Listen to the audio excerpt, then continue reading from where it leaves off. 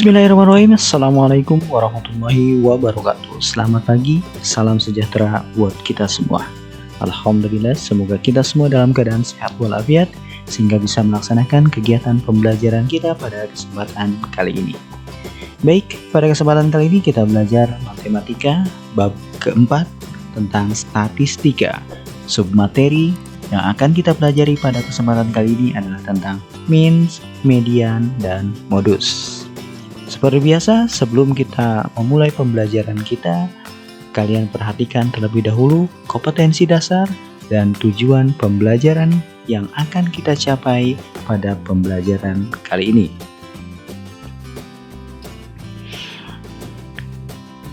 Baik, untuk poin bahasan yang akan kita bahas pada pembelajaran kali ini, yang pertama adalah tentang pengertian dari statistika, kemudian yang kedua menentukan means dari data tunggal, kemudian yang ketiga menentukan median dari data tunggal, yang keempat menentukan modus dari data tunggal, dan yang terakhir adalah tugas yang harus kalian kerjakan.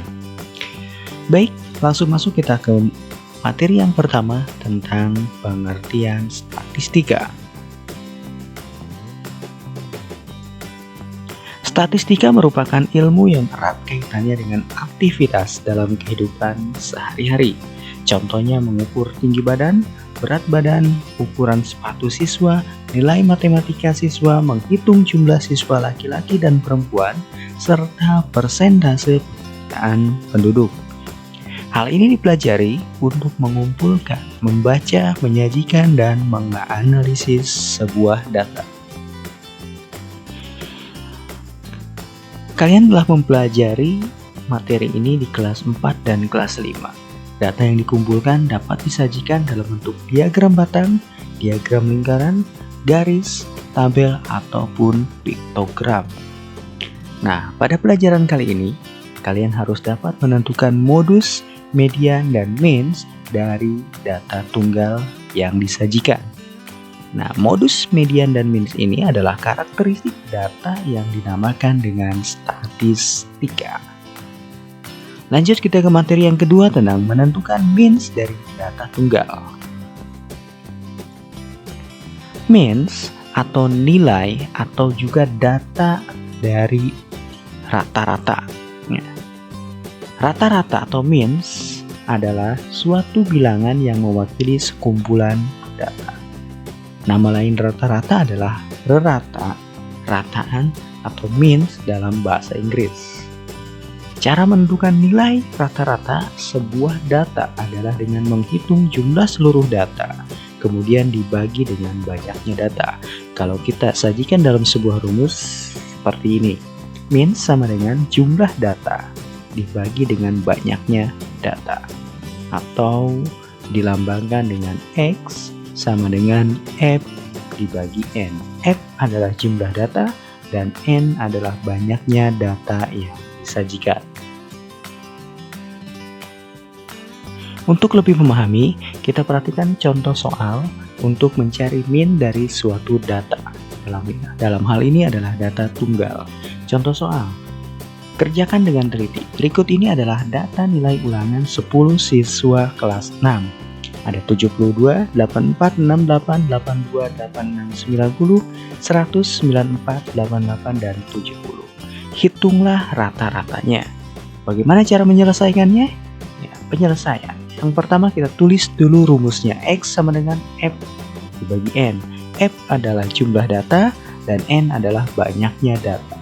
Berarti dari F ini kita jumlahkan seluruh datanya. Data di atas dari 72 sampai 70. Kita jumlahkan, ditulis di sebelah X sama dengan 72 dijumlahkan, ditambah 84, ditambah 68, ditambah 82, ditambah 86, ditambah 90, ditambah 100, ditambah 94, ditambah 88, dan ditambah 70. Kemudian dibagi dengan banyaknya data. Ada berapa banyaknya data yang disajikan? Kita hitung sama-sama. 1, 2, 3, 4, 5, 6, 7, 8, 9, 10. ada 10 data yang disajikan, sehingga pembaginya adalah 10. Kemudian kita jumlahkan dari F ini banyaknya jumlah data. Kemudian kita jumlahkan dari 72 sampai 70. Kita pakai cara bersusun ke bawah ya. Yang pertama kita jumlahkan bersatuannya. Nah, ini satuannya 2 ditambah 4, 6. 6 ditambah 8, 14. 14 ditambah 2, 16. 16 ditambah 6, 22. 22 tambah 0, 22. 22 tambah 0, 22. 22 tambah 4, 26. 26 ditambah 8, 34. 34 tambah 0, tetap 34. Nah, 4 kita taruh di bawah. Kemudian 3-nya kita taruh di atas. Kemudian kita jumlahkan dengan puluhannya. 3 ditambah 7, 10. 10 tambah 8, 18. 18 tambah 6, 24. 24 tambah 8, 32. 32 tambah 8, 40. 40 tambah 9, 49. 49 tambah 0, 49. 49 tambah 9, 58. 58 ditambah 8, 66. 66 ditambah 7 adalah 73. 3-nya kita taruh di bawah, 7-nya kita taruh di atas. Kemudian kita jumlahkan bersama dengan ratusannya. 7 ditambah 1 sama dengan 8. Jadi hasilnya adalah 834. Nah, 834 itu kita taruh di sebelah X sama dengan 834 dibagi dengan banyaknya data adalah 10. 834 dibagi 10 sama dengan 83,4.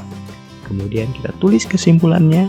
Jadi, nilai rata-rata 10 siswa kelas 6 adalah 83,4.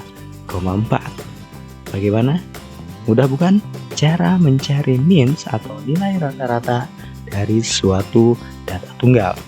Kalau kalian masih belum memahami, kalian bisa mengulang video ini sampai kalian benar-benar paham. Jika sudah paham, kita lanjut mencari median dari suatu data. Untuk menentukan median dari suatu data, median atau data atau juga nilai tengah dari suatu data. Suatu data pasti mempunyai median jika data tersebut dapat diurutkan. Jika banyaknya data itu ganjil, maka letak nilai tengahnya adalah suku yang tepat berada di posisi tengah.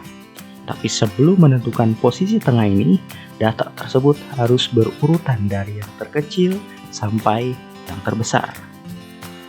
Jika data yang disajikan adalah jumlah datanya genap, maka letak nilai tengah berada pada dua suku yang berada di tengah-tengah data tersebut, yaitu di N/2 dan N/2 plus 1. Sehingga nilai tengahnya adalah nilai pada suku ke N dibagi 2 ditambah nilai pada suku N dibagi 2 plus 1, kemudian dibagi 2.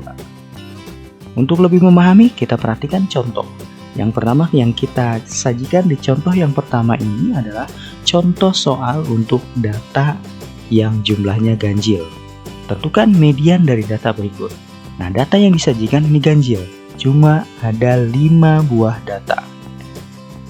Untuk menyelesaikan soal ini, mencari median dari data berikut dari angka 13, 11, 12, 11, dan 12. Langkah pertama harus kita urutkan dulu, karena mencari median itu harus data yang berurutan dari yang terkecil sampai yang terbesar. Nah, urutan umur 5 orang setelah diurutkan yaitu 11, 11, 12, 12, dan 13. 11-nya ada 2, 12-nya ada 2, dan 13. Sehingga nilai terbesarnya 13, nilai terkecilnya adalah 11.